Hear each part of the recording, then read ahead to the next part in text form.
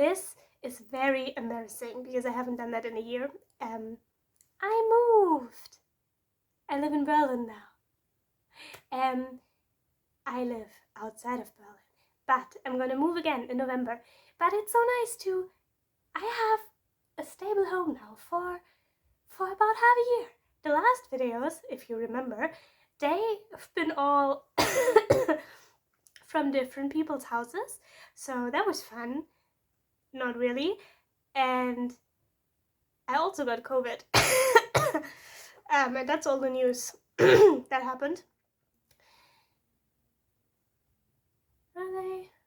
Oh no, I also got my bachelor's degree and I have a job now. I'm a grown, functioning adult, kind of, without the functioning part. So I've been isolating for the last 7 days. I'm so bored. This was so much easier when everybody else was doing it, because now I have FOMO. It's so bad. But it's the first day that I feel kind of better, so I thought, yay, could check in again. So remember last year I promised to do the Wolves of Mercy Fall series because my friend lent me the books and I read them and I was so bored. I was so bored that I kept mentioning them in other reviews that I already uploaded. But it was 3 books, so it was quite a big video file, quite a long video. And I was just too lazy to work on it, so it didn't. And now I finished it, so I'm gonna upload it. This is it. But it's from about a year ago. So also I'm wearing a jumper and it's like 30 degrees outside. I think I haven't been outside. That's what my phone says. So yeah, have fun with that. This book is just a whole lot of loose pieces that someone brushed together, and now it's still a bunch of loose pieces, but no, they're not scattered anymore, but they're on a heap.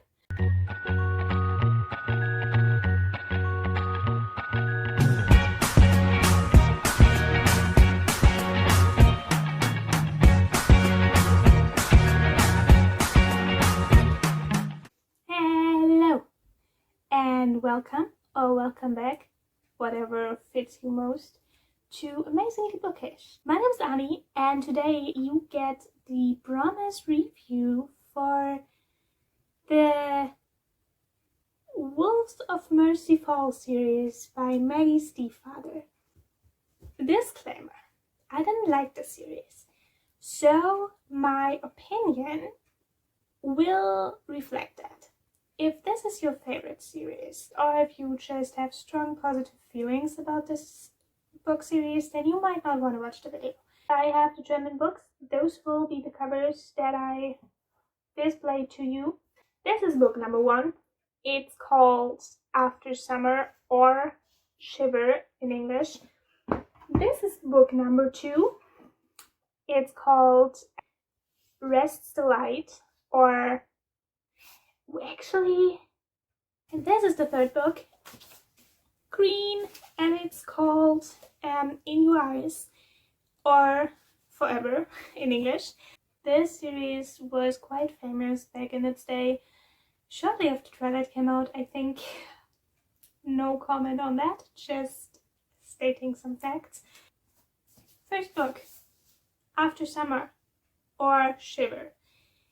It is about 16-year-old Grace and, let me lie, I think 17 Sam. I'm not even trying at this point. So Grace lives in a house close to a forest, and she was bitten by wolves when she was 6 years old. So that's a traumatic experience that had no effect whatsoever on her. There's this one particular wolf who saved her life, and she falls in love with him. Bestiality. But the wolves are actually werewolves, so the golden-eyed wolf who saved her life is a person, Sam. And because werewolverism works quite differently here, it has something to do with temperature. So the chapters had degrees underneath them. So it was like chapter 2, 16 degrees. And I was just like, okay, but I think maybe if you would be totally into those books and you would maybe write all the degrees down, and then you could maybe find a theory when they turn into wolves and when they don't. But I was not bothered, so I didn't do that. But what I got is, and this is what this book is about, we're still there, and when it gets too cold, they become wolves. So basically, spring, summer, early autumn, everything's fine. When it gets cold though, phew, wolf power. And at some point, when they, no explanation till book 3, so take it or leave it, they don't change back anymore. So summer, spring, whatever, they are wolves. You cannot de-wolf them. And for some reason Sam knows that this is going to happen to him, and this is his last summer. Then, book number 2. Rest the light. Everything seemed lost, but oh surprise, it wasn't. Sam and Grace are reunited, and he fought the wolf off, so he's not a wolf anymore. Great, they can be together now. Can this be over, please? Because we got what we wanted. We have the love story. Why do we need one more book? But we got one more book, so let's get through this. The thing is, you might remember I mentioned it like a few rambles ago, but Grace was bitten when she was 6. And now that Sam is forever human, she's not. This is such a coincidence. Yeah, he tries to deal with being human, and she tries to not listen to the voices of the wolves. Because they keep calling her, and she doesn't want to turn wolf, because that's what she always wanted. But now that Sam isn't a wolf anymore, why would she want it? So she's the one now trying to fight the wolf and the cold. To be honest, it's quite a thick book. Like, don't let me lie about it. 400 pages.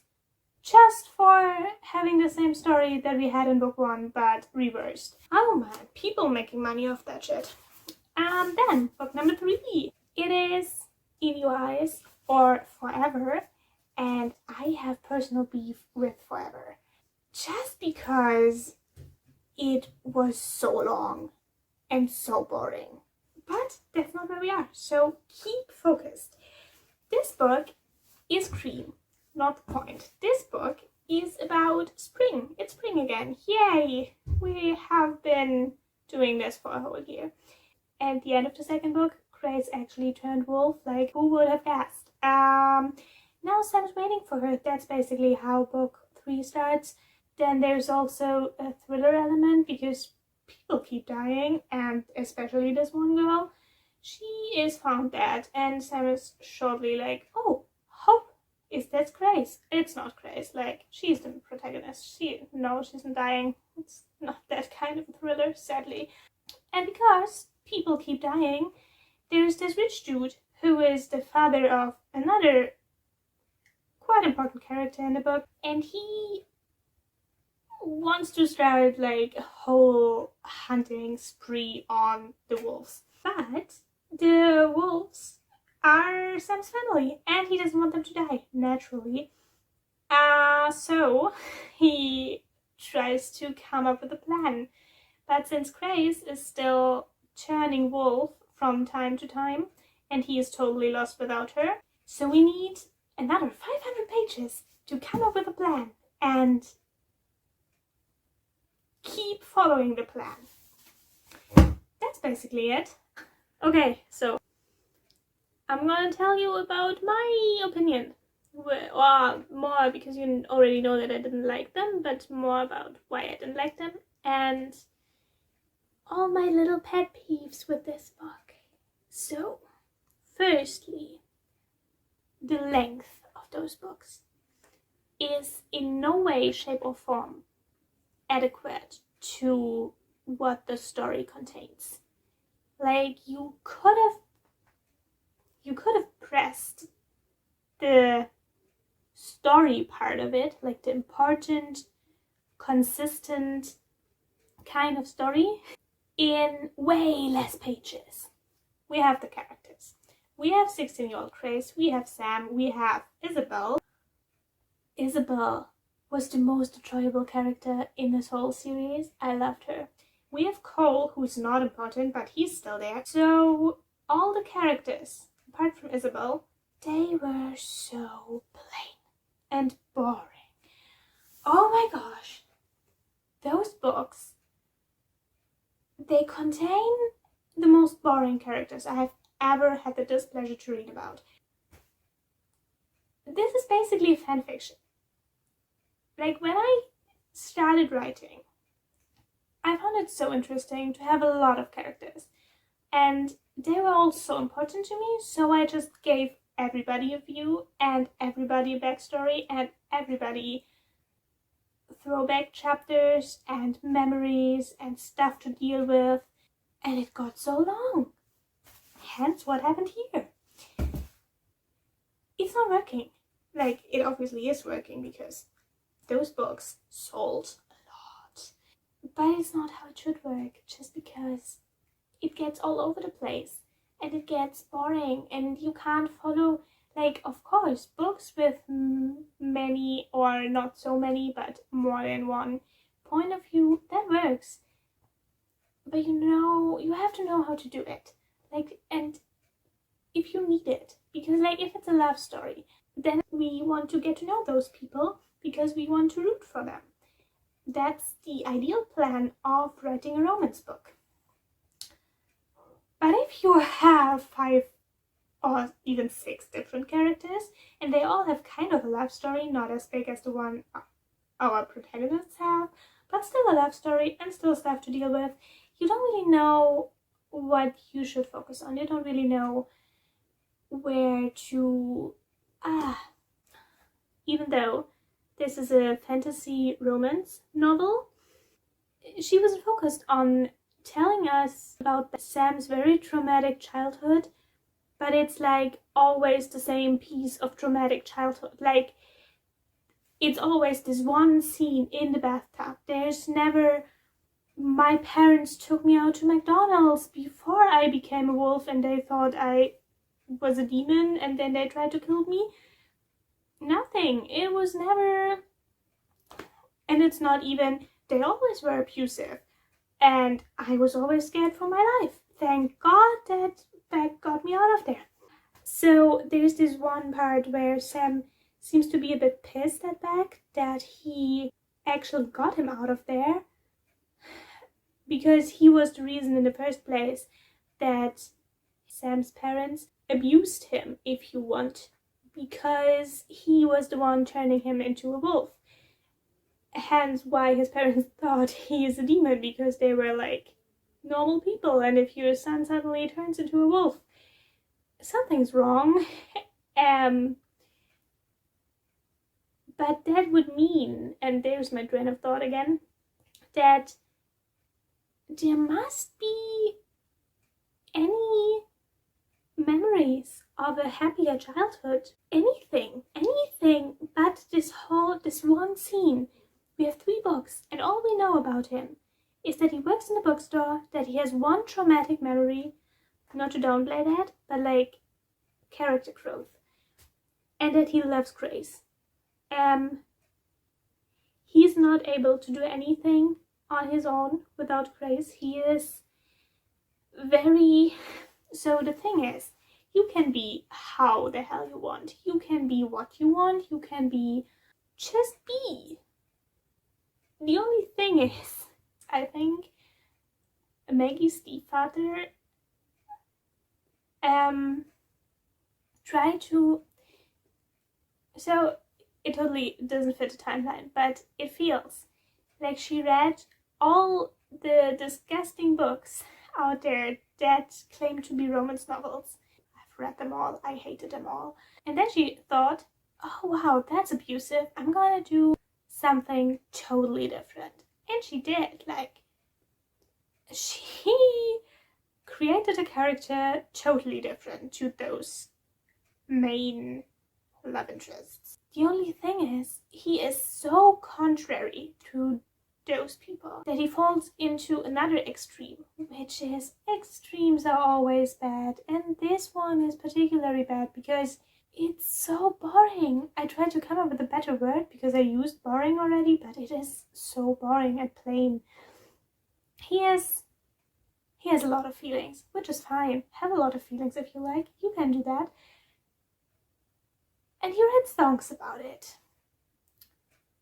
I've read better Instagram poetry that's given in this book. Like, what?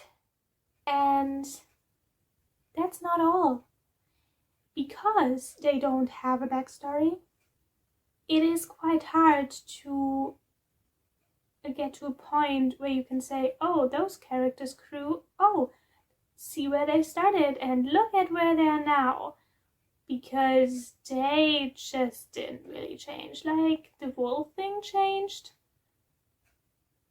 But then, like, and I never really understood how the whole wolf thing works. Because there seems to be a science behind it. But there really isn't. Because, like, the whole first book is Sam trying to fight his wolf. He finally succeeds in the second book. Grace is the one becoming a wolf, has to fight it. In the third book, Sam's suddenly like, ooh, I can turn into a wolf if I like, just because it's very convenient right now to save my family. All the drama is not necessary. Like, the whole books made it so dramatic that once you changed forever, you're gonna stay a wolf forever. That's dramatic. That means you lose your family. That means you lose your human side. That is a bad thing. But if you can be brought back, if you just think hard enough, or if you just can just turn into a wolf, no matter the degrees outside, if you just think hard enough, why was there the degree thing in the first place? Yeah, I don't know. So many loose ends. So much confusion. But, as I said, the biggest pet peeve I have with this book is how unbelievably boring and cheesy it was. Like, the love story wasn't even... I feel like there's this one extreme where love stories are called love stories, but they're actually abuse and a toxic relationship. And there's this other end, or start if you will, the other extreme, where it's just so unbelievably cheesy. It's just, I can't even find words for it, but I don't know. Then if you want to be really petty, and I want to be really petty, because those books cost me way more hours of my life than I was willing to spend. Bestiality, why is she falling in love with the wolf? And then those descriptions about the wolfish smell, that's just disgusting, dude. Don't do that. The overall confusion is so confusing because there's not one red thread to follow. It seems to be little stories from different characters that are playing at the same time and kind of working for the same goal, but not really. Why? Why would you have main characters then? Yeah, I think she just focused too much on too many characters at the same time. Like, choose who's your protagonist and then stick with it. I think that would have helped a lot. Also, I think a sign when I got cautious was when, in the first book, Isabel. The thing is, Isabel is the villain, and you should not like the villain. Like, she's the one who's frowning upon Grace. She's not liking her in the slightest. She's a slut. Not my words. Actually, not really. I think not really Grace's words as well. Sam does it, which makes it so much worse. I think there's this one scene where Sam and Grace are in the kitchen cooking a chicken, and then Isabel comes in, and Isabel is wearing high heels.